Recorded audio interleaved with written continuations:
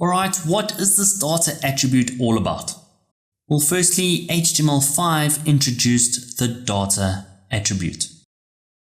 And it allows us to store some extra information in our HTML element with no particular meaning.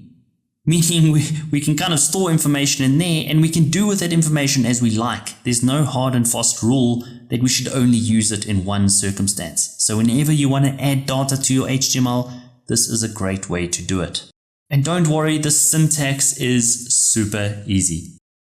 All we need to do is include an attribute with a name that starts with data.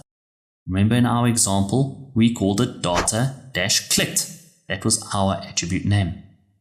And very importantly, remember, in order to access it, we then need to use JavaScript to read the value of this attribute. JavaScript and using this data attribute go very much hand in hand. Let me just get rid of the slide. Fly away, birdie. And let me just say that reading the values with JavaScript when we want to access that data attribute is also very easy. All we need to do is use the dot notation with the keyword dataset object.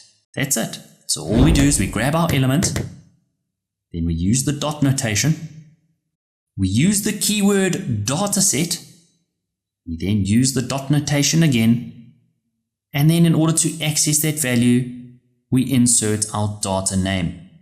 Remember in our example that we've just seen, we put the name clicked. Does that kind of make sense? So I just wanted to take this very brief moment to discuss this dataset attribute in a little bit more detail because you might have not seen it before. But as you'll see in the next lecture, it is a very, very handy attribute to access. Cool, hope it's making sense. If not, don't worry, we're going to be coding it up in the next few minutes. See you in the next lecture.